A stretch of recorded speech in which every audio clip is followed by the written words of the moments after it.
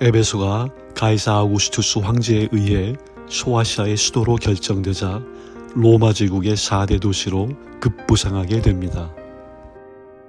그 누구도 똑같은 강물에서 자신의 발을 2번 씻지 않는다. 기원전 7세기 에베소의 철학자 헤라클레토스의 말이 전설로 내려온 것에서 바울은 3년간의 활동에 집중합니다.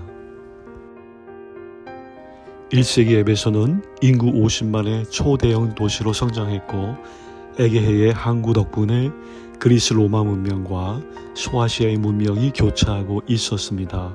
이 에베소의 지정학적 특징 속에서 바울은 선교적 광합성작용을 주도하기 시작합니다. 바울은 이런 전략적 가치를 보고 당시 헬라 철학자들처럼 두란노 스콜레를 세워 운영합니다. 스쿨은 스콜레에서 기원한 말이죠. 에베소에선 오후 4시에 일이 끝났기에 두란노 스쿨은 아마 야간 학교였을 겁니다. 학교의 위치는 그의 생업 현장인 아고라였을 가능성이 높습니다. 자, 이제 에베소로 들어가 보도록 하죠. 에베소를 하루에 둘러보기 위해선 중요한 포인트를 선택하는 것이 좋습니다. 먼저는 누가의 묘가 있는 곳에서 시작하면서 5개의 포인트를 소개하겠습니다. 누가의 묘는 에베소 유적지 남쪽 입구에 위치합니다.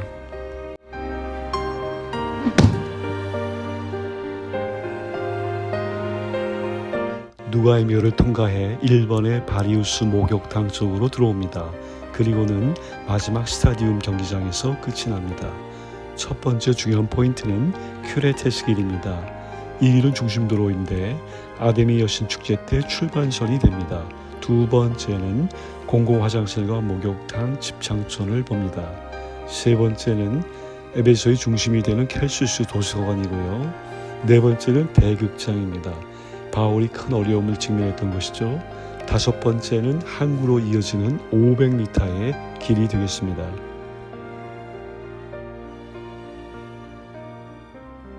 자랑부동한 도미시안 황제는 사도 요한을 반모섬에 유배보낸 자였습니다. 이 신전을 여기 지은 후 자신을 숭배할 것을 강요했죠. 기독교인들을 색출하기 위한 목적이었죠. 어느 날 요한이 끌려왔는데 참비하지 않자 끓는 올리브 기름가마에 집어넣는 일이 바로 이곳에서 발생했습니다. 그가 죽지 않자 반모섬으로 유배시킨 거죠. 큐레테스 길은 헤라클레스 게이트에서부터 시작됩니다.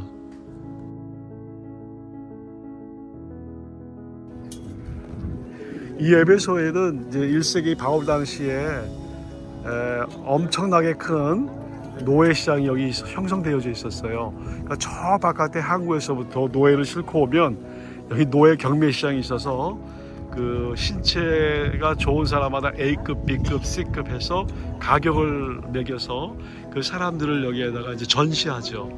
그러면 그 노예가 필요한 사람이 와서 여기서 노예를 써.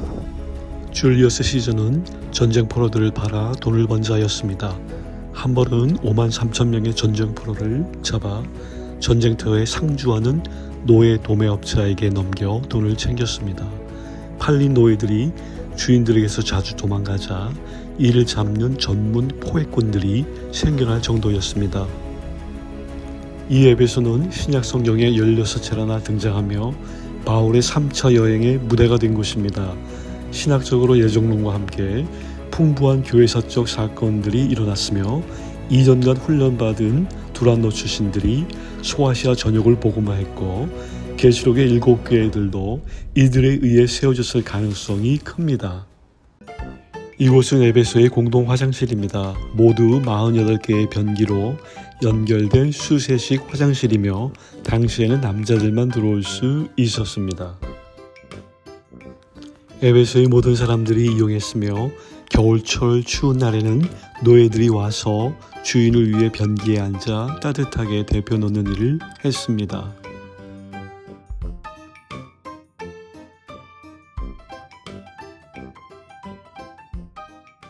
에베소의 켈수스 도서관은 AD 135년에 완공된 고대에서 가장 큰 도서관 중에 하나입니다.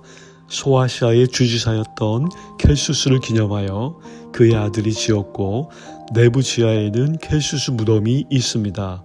당시 로마의 귀족들은 열광적으로 책을 소유하곤 했는데 안토니우스는 버가모의 도서관을 약탈하여 20만 권의 책을 클레오파트라에게 선물로 준 적도 있었습니다.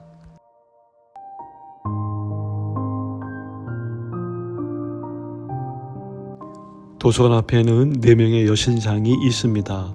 로마인들이 가져야 할 4가지 덕목을 상징하죠. 왼쪽부터 소피아, 즉 지혜를 가져야 하고, 아레테, 용기를 지녀야 하며, 에피스테네, 지식을 가져야 하며, 엔노이아, 지성을 가져야 한다고 했습니다. 도서관 옆으로 아고라 시장이 연결이 됩니다. 아고라에는 수많은 사람들로 북적거렸습니다. 이 아고라에서 상업 활동이 주로 이루어졌는데 바울이 여기서 상점을 렌트한 후에 천막과 수공예 가죽 제품을 판매했다고 보여집니다. 그의 두란노 스컬레도 그 가게 안에 있었을 가능성이 크죠. 대리석으로 만든 길이 켈수스 도서관 앞으로 길게 나 있습니다. 마블 스트리트라고 불리는 이 길은 대극장까지 이어집니다.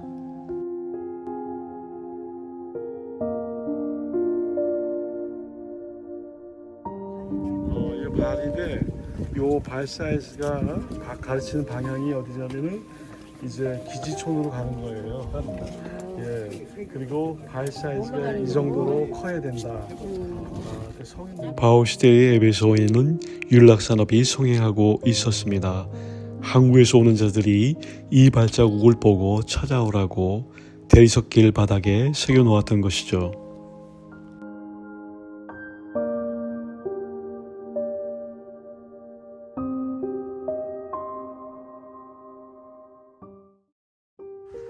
다섯 번째 포인트는 대극장입니다.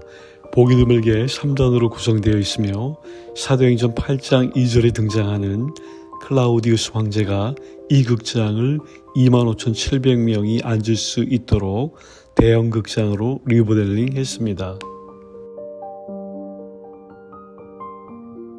마게도니아 출신 가이오와 아리스타고가 붙잡혀간 곳이 여기죠.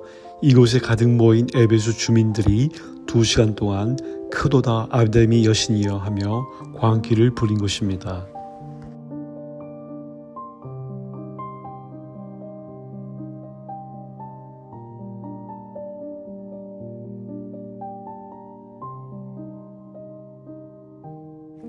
이 길은 항구로 나가는 500m의 길입니다.